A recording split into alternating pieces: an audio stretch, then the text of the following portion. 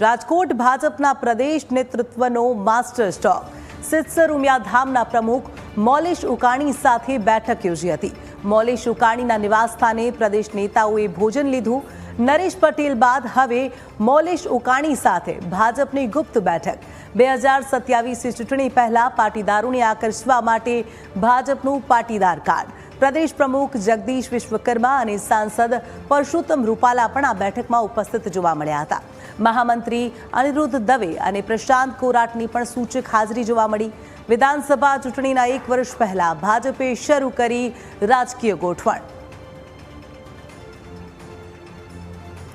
તો જુદા જુદા બે દ્રશ્યો ટીવી સ્ક્રીન પર આપ જોઈ રહ્યા છો કે 16 જૂનના રોજ જે મોલેશ ઉકાણી છે તેમની સાથે મુલાકાત કરી હતી અને ત્યારબાદ નરેશ પટેલ સાથે જે મુલાકાત કરી છે 13 જૂનના રોજ આ બે દ્રશ્યો ટીવી સ્ક્રીન પર આપ જોઈ રહ્યા છો। 2027 ચૂંટણી પહેલા ભાજપની તડામાર તૈયારીઓ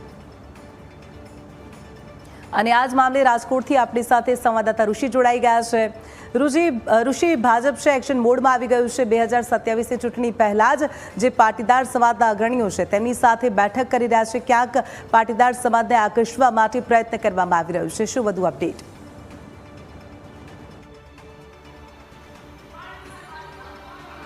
હજુ 2 દિવસ પહેલા જ રાજ્યના નાયબ મુખ્યમંત્રી હર્ષ સંઘવીએ ખોડલધામના ચેરમેન નરેશભાઈ પટેલના ઘરે તેમને ગુપ્ત બેઠક યોજી હતી। અડધો કલાક સુધી આ બેઠક ચાલી હતી। બેઠકનું સાચું કારણ બહાર તો નથી આવ્યું, પરંતુ સ્પષ્ટપણે 1 વર્ષ પહેલા ભારતીય જનતા પાર્ટીનું શીર્ષ નેતૃત્વ અત્યારે પાટીદાર કાર્ડ અત્યારે તેમને અજમાવી રહ્યું છે। એટલે કે જે સંસ્થાના વડાઓ છે તેની સાથે તેઓ બેઠક યોજી રહ્યા છે અને 1 વર્ષની અંદર કેવી રીતે ગ્રાઉન્ડ પ્લાનિંગ કરવું અને 2027માં ગુજરાતમાં કમળ કઈ રીતે ખીલાવવું તેનું પ્લાનિંગ નેતાઓ કરી રહ્યા છે।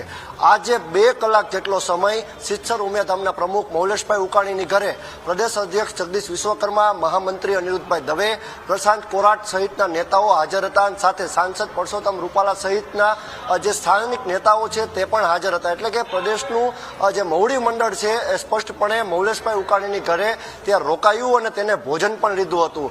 2 કલાક જેટલી પ્રદેશ પ્રમુખની જે સિત્સર ઉમિયાધામના પ્રમુખ છે મોલેશ ઉકાણી એટલે કે કડવા પાટીદાર અગ્રણી તેની ઘરે હાજરી એ સૂચક જે નિર્દેશ આપી રહી છે કે સ્પષ્ટપણે ભારતીય જનતા પાર્ટી અત્યારે 1 વર્ષ પહેલા 2027ની ચૂંટણીની તૈયારીમાં લાગી ગયું છે। એક બાદ એક સમાજના આગેવાનોની ઘરે જ્યારે પ્રદેશના જે આગેવાનો છે તે બેઠક કરી રહ્યા છે એટલે તેમની હાજરી સૂચક સંદેશો આપે છે।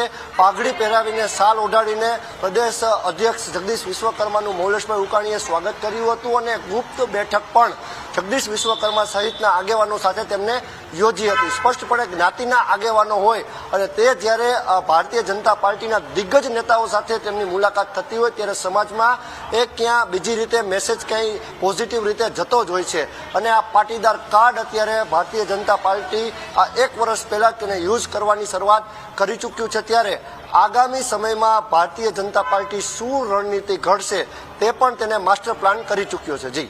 જી ઋષિ, તમામ વિગતો સાથે જોડાવા બદલ આપનો આભાર।